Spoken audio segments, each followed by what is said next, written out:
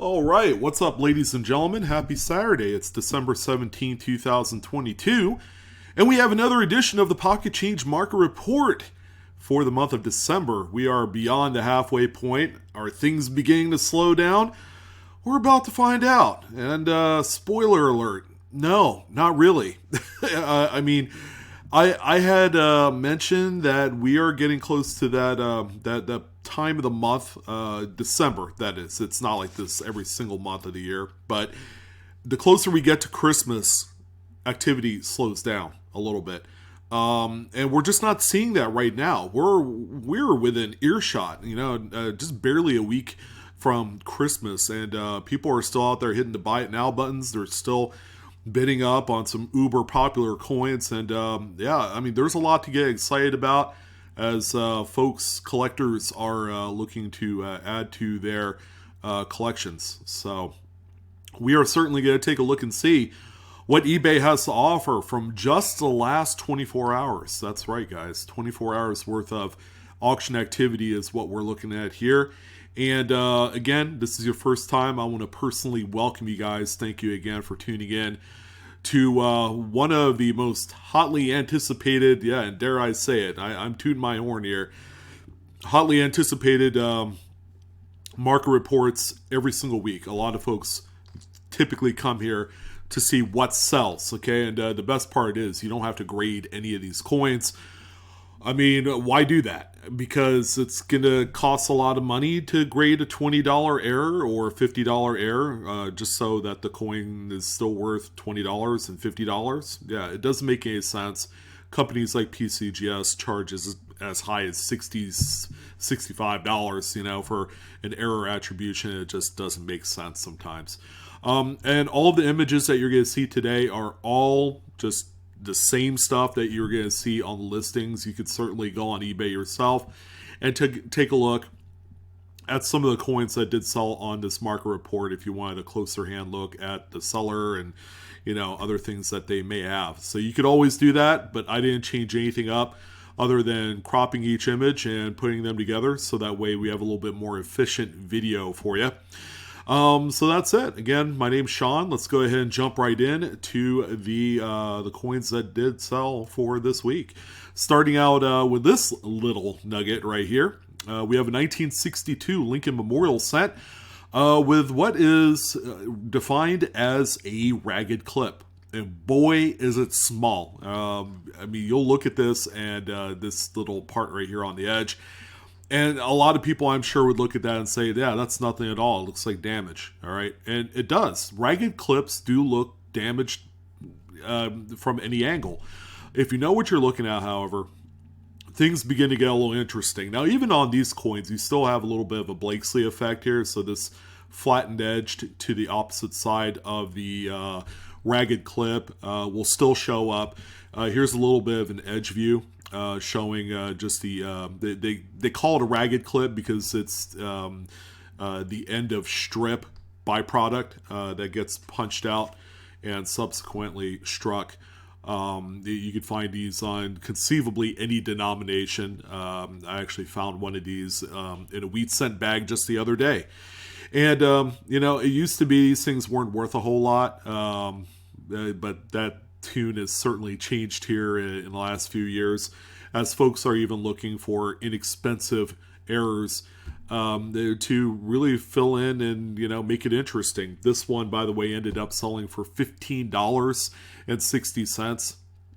Not too bad considering that just a few years ago these were like a $1 to $2 find pretty easily. Clips in general are generally the low end of the totem pole in the error world, so definitely something worth looking out for. And again, just looking at this coin, it really doesn't look like a whole heck of a lot of anything. So always good to find something like this, yes, definitely worthwhile to find. The next one that we have here is a coin that I like so much that unfortunately I have to be saying what I have to say, in that the pictures just plain flat out suck. And again, you guys know my position on taking pictures in 2x2 holders, especially one that looks like this, because when the plastic is that wrinkly, this 2x2 is old. But anyways, the coin, if you guys are able to see it, is a 1964 Lincoln Memorial Cent. That has what they call an indent. That's that big thing over there that's covering most of the top and left side of the coin if you're looking at it from the front. The coin is broad struck as well, so that's also worth noting. But an indent occurs when there are two planchets that are overlapping each other, either offset or right on top of each other. The coin is subsequently struck, and therefore, if we are, in this particular case, the second coin wasn't a blank planchet at all. It was an already struck coin that was struck, overlapping the coin in question. But you can even see a brockage on there as well, and that's the reversal of some of the reverse design devices from the other coin. It's too bad that this one doesn't have the matching other coin. That would be incredible. You could put it together like Legos, because they will fit kind of like a glove. But really cool coin, just to be downplayed a little bit by the poor photo presentation. Guys, come on now. Take a look at this. Not only is the 2x2 in such poor shape, but it looks like it was used over and over again. And again, these things, guys, ladies and gentlemen, are not that expensive that you have to hold on to them. All right, these things are like 2 cents a piece if you had to replace the 2x2 holder. So take it out of the holder, take your pictures. You're going to see that your results are going to be fantastic. Now, here's the thing that kind of caught my curiosity. This one ended up selling for $53.60, which I feel like is a little bit on the low side. Now, is it because people were asleep when this thing sold, or was it because of the presentation? Really think about it. It could be one or the other. And a poor presentation also attributes to low sales prices. So if you're not going to put in the work to offer up a grade A quality type of presentation for your eBay listings, you're better off not trying to sell it at all. I think this is about $100 plus coin. And someone got a really good steal from this coin. So again, it's something to imagine. You kind of leave it up to the imagination. What the heck happened here that this one sold for about half of what it should be worth? All right, so we have a couple pieces of currency on the list today. How about a 1958 $10 bill? This is an old style note here. We could see that the note exhibits a little bit of a misaligned overprint. That's the third print with the green inking on there and the district seal.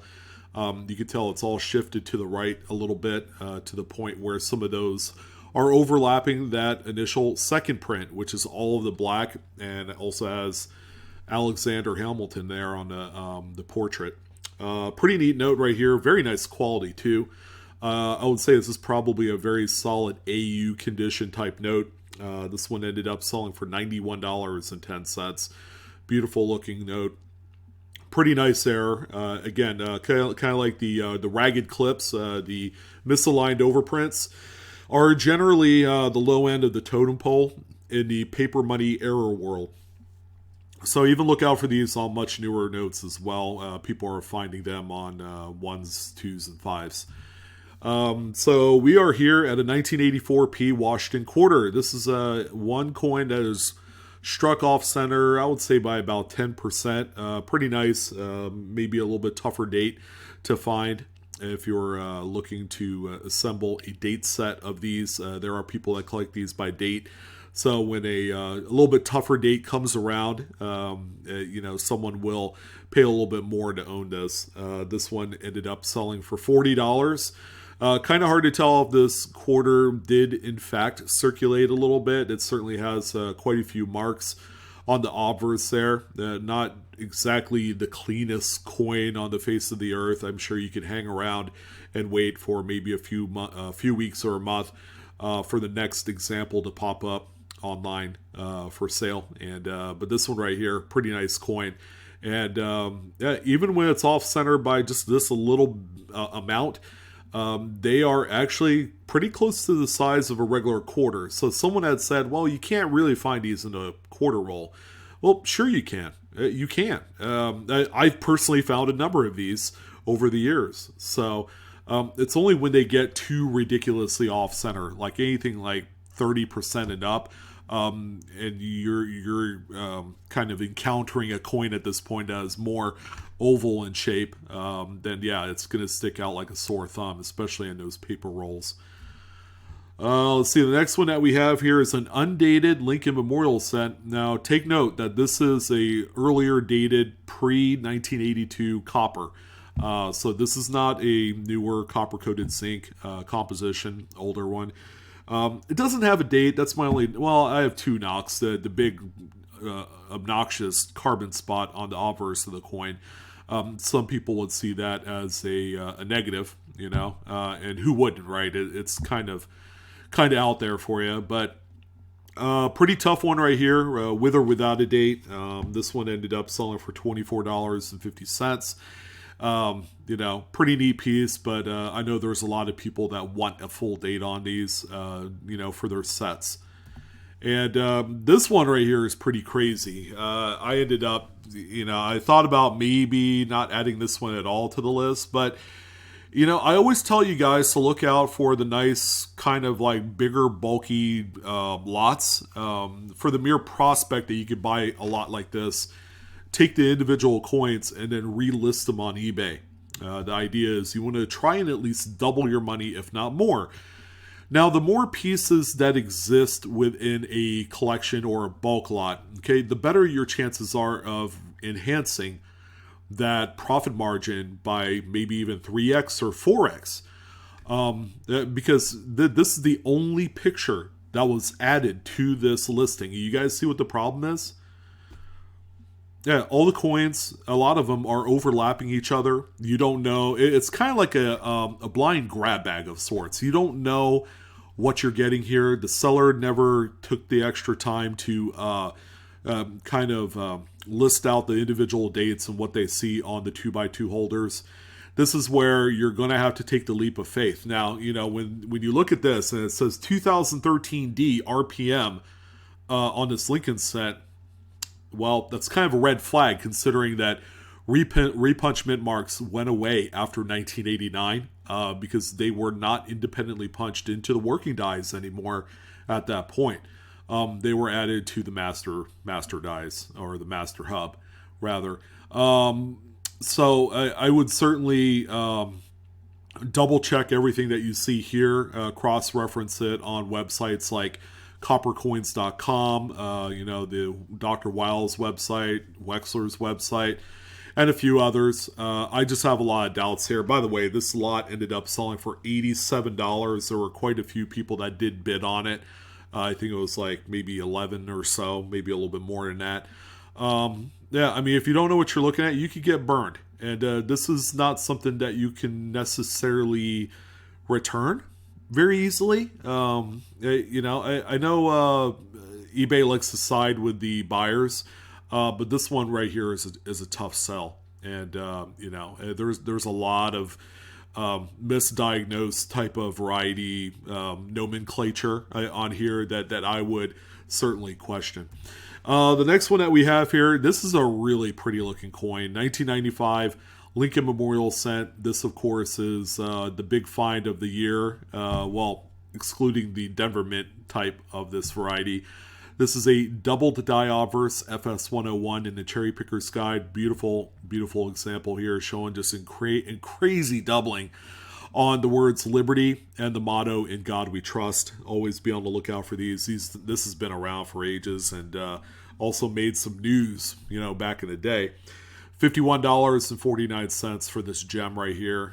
That's actually kind of like the average going rate for a mint state version of this coin with very few or no problems whatsoever. So good piece to add to your collection. If you got these or find them, congratulations. They're still worth a good amount of coin. Probably the most interesting coin. There was a few of them this week. It has to be this Maya Angelou. There's something going on there on the obverse in front of Washington's nose. Is that something raised? Is that something of a foreign substance? Or is it a coin that took a hit? I mean, there's a lot of things that you could possibly guess as to what's going here. But we've seen some pretty interesting errors and varieties on Maya Angelou quarters for 2022. This is, by the way, a Philly minted coin. This is an indent, and it's clean enough that I could say with a lot of certainty that it is a strike through of some sort. So on the die, there is a little piece of foreign substance, whatever that may be. And when it strikes up other coins, it's going to leave a impression or a void on there. Pretty neat. I mean, how can you not notice this? Especially if you're in the coin hobby, this is something that'll certainly grab your attention. This coin, by the way, ended up selling for $81.60. That's a mighty fine amount of cash right there for this coin. Again, the 2022 gravy train has not stopped all year. A lot of big coins to be found, and a lot of great varieties as well. Here's a nice, pleasing little off-center Washington quarter. Hopefully you guys can pick up that it is indeed a Washington quarter. No readable date. We don't know what's going on there. So this is a great example of a secondary coin that was overlapping another coin during the striking process. And how you could tell is that the back of the coin right here is blank. They call this a uniface. This one right here ended up selling for $63.88. Kind of a very ambitious amount of money for this coin because there is no date, but basically a very clean example. And there were a few people that thought that this one had quite a bit of legs to it, to where they bid it up to this amount of money. Pretty neat little note here. So you guys know my affinity for what they call fancy serial number collecting. This is a binary zeros and eights serial number all the way across. Pretty cool.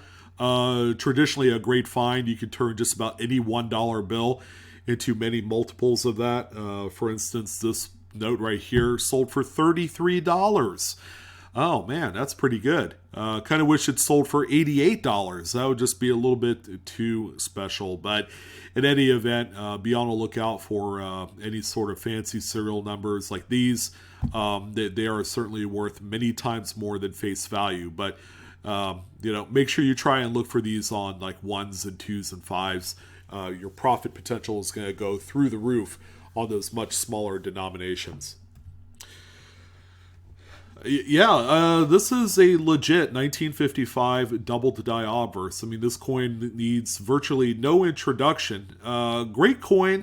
However, there are some issues with the reverse of the coin. It's some discoloration, maybe some corrosion. Kind of hard to tell, but they are both the same coin. That reverse and that obverse certainly do match up. Nothing funny going on here as far as the doubling. Some would say, well, I would never buy a coin like that if I knew it was raw and it could possibly be counterfeit. Well, these days you could really tell a counterfeit 55 DDO compared to one that is legit. This one looks good. The reverse is a little bit more problematic for some of the hardcore collectors, and that's probably the big reason why this one managed to sell for only $912.59. Obviously, this coin faces up a lot better, which helps its cause, of course, because that's the main focal point for big collectible coins like this. This is a date you don't come across that often. It's the 2000 Denver Lincoln Memorial Cent. This one looks to be more of a broad strike, slightly off-centered, but not by much. So the collar wasn't present when this was being struck. All that extra metal flow went outwards. This one ended up selling for $12.99. I wish I could say this is a common date, but I just don't know enough about the Denver variant of this date with a broad strike. The 2000 Ps are pretty common. and they can be had for under $10 pretty easily. But Denver, I think that's a slightly more scarcer mint for this one. Always a reliable coin right here, 2021P, Washington crossing the Delaware quarter with the aforementioned crown die chip. Of course, this isn't the biggest formation of the crown. This is probably more past the midpoint as far as progression is concerned. Always a great coin to look out for, and you can see these with the naked eye. This one sold for $30, so not too bad. Not too bad at all. Here's the 1968D Washington quarter. This one actually, if you look close enough, exhibits two clips. Okay, so you got this one here right above his head, Washington's head, that is, nice curved clip. And then to the right of the letter Y in Liberty, you also have a nice little shallower clip there as well. On the reverse, you can see some of the Blakesley effect that's present for both of the clips, the small and the large one. This one ended up selling for $23.88. Pretty nice example of this. Again, these are collected by date, much like the off-center strikes.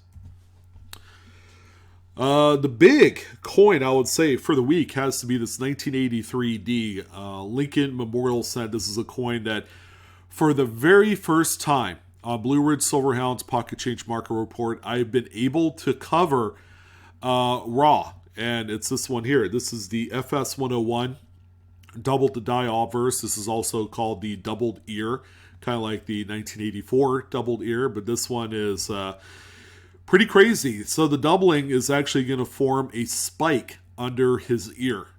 This is the one. This is the biggest coin of the 80s. I can't think of another 1980s Lincoln that rivals in rarity and value compared to this one right here. This is the one everybody looks for and has failed miserably because it is so undeniably scarce. You might even have an even better shot at trying to find a 1969S double die obverse. That's how rare they are. So this one right here, pretty nice sale, although I feel like it might be a little bit underpriced compared to some of its contemporaries within the series. $605.60 was the final sale price on this. Just a really cool variety. Be on the lookout for this. And by the way, if I haven't said so, it's on a Denver minted 83. All right, carrying on. I mean, how do you follow up that coin? How about 1996P? I know it's not close, but this Roosevelt dime is quite nice as well. It struck off center by about 12%-ish. Pretty cool looking example. Great for a date set. Not a date that you typically come across either. This one sold for $30.28. Oh boy, I thought I was going to win this one, but the bidding got a little bit higher than what I wanted to. This coin has been on my list for about the last 2 months, and I had seen a few examples. This one, by the way, is a stunner. This coin was actually, I'm not going to say highlighted. Well, it was highlighted on our live coin Q&A show. This was actually submitted by one of our viewers, and he even told us that, yeah, I have this for sale on eBay. And the last example sold for like $150, and that was kind of like where I was at.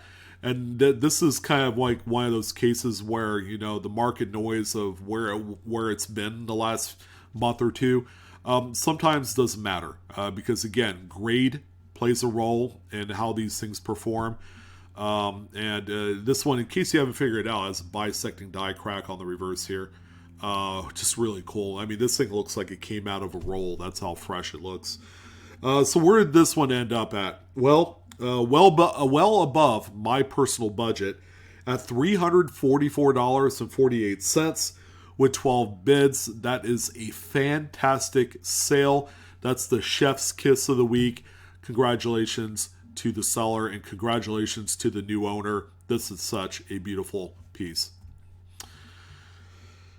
All right, so how do you follow up that 2020 Lincoln? Well, how about 1940S? I mean, I could do this all night long, but anyways, this coin right here has something pretty cool. It's got a retain cut die break or pre-cut on here, so you can see the entry and exit point of the crack, and then you can see it go through the wheat stalk. Eventually, the piece of the die will fall off and this will turn into a cud. There you go. So, some would say, well, if it's not a full-blown cud, it's not worth money, right? Well, they still are. And because these are attributed on websites like cudsoncoins.com, there's a lot of extra demand for these.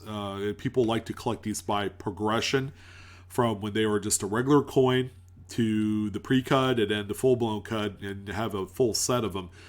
That's where a lot of the appeal is for these. So even still, this one ended up selling for $19. There you go. Still worth more than a penny. I'm happy to say that, by the way, even though some of you are shaking your collective heads. Hey, how about this one? 1,900 times face value. Is that more impactful? But anyways, that's a pretty solid sell for these. They don't traditionally get too crazy. Not like Wilma Mankiller crazy, if you know what I mean. We have one of those, by the way, on the list. But yeah, if you don't like these or you don't collect them, go ahead and resell them. You'd be surprised how much you'll get for them.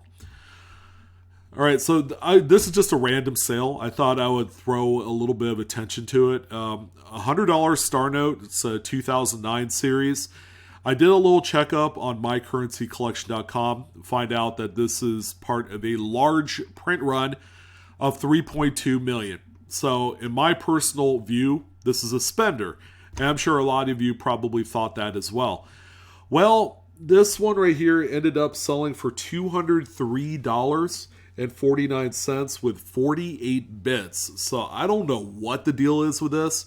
It could be a legit sale. It could have been shill bidded up to that amount. But typically, you don't see 3.2 million production run stars command anything over face value or very little. So this is a strange one. I'll just go ahead and leave this one here. Why don't you let me know what you believe happened here with this one?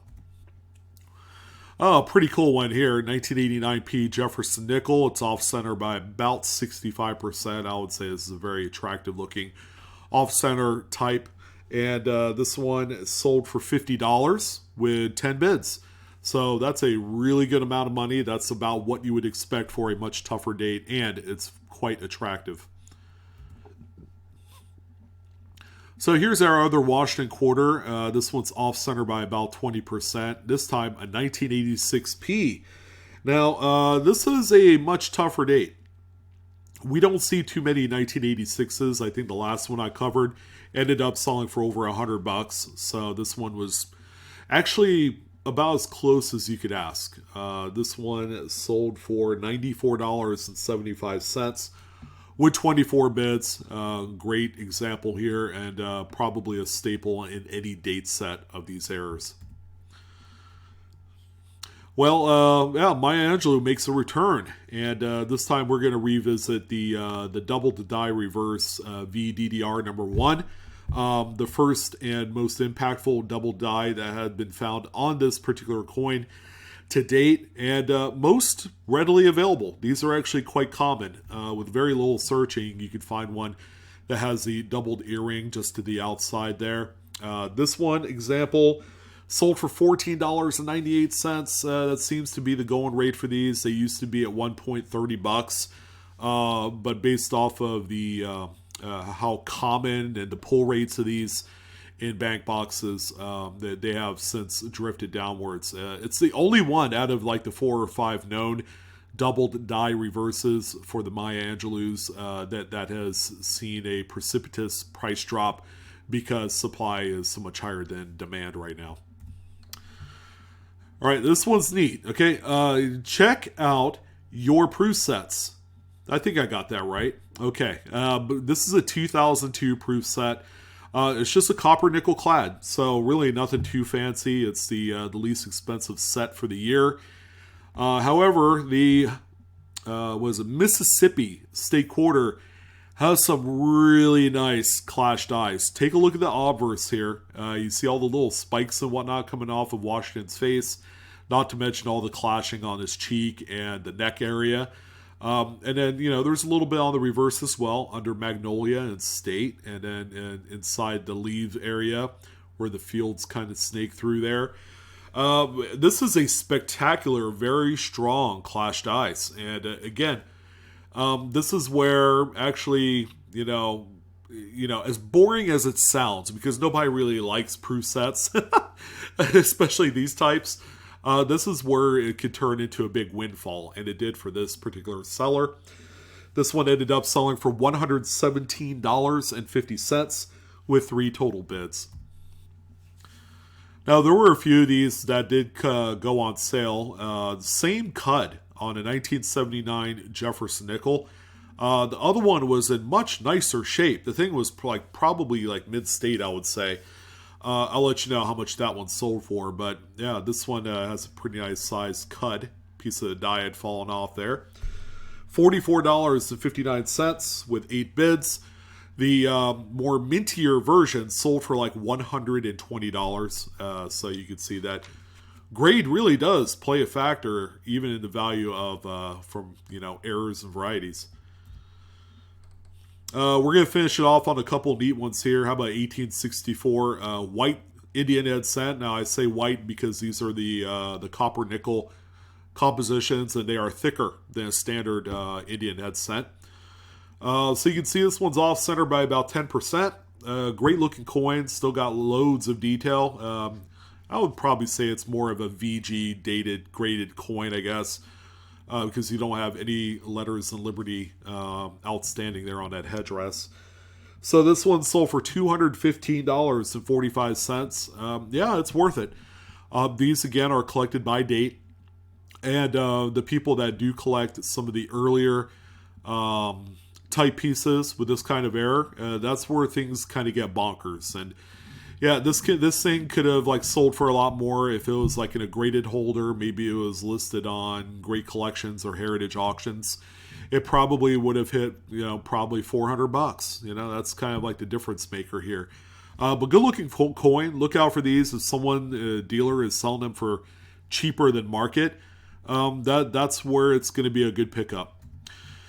Oh boy, and here we go again. We're going to end it off on a Wilma Mankiller. This time just the obverse retain cut on this, but you can see all of the strike through as well.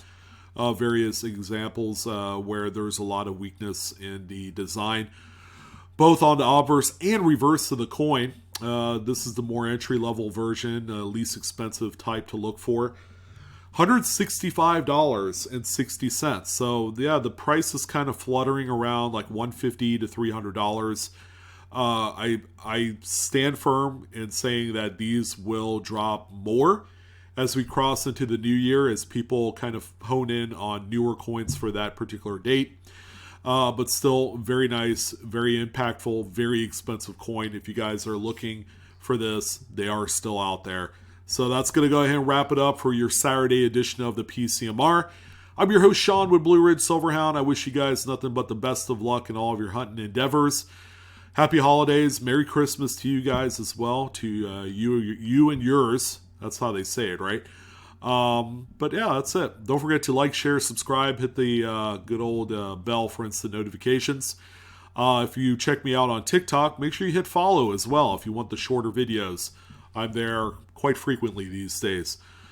But that's it. That's all I got. So go out there, do some hunting, and check back in with us and let me know what you do find. All right, see ya.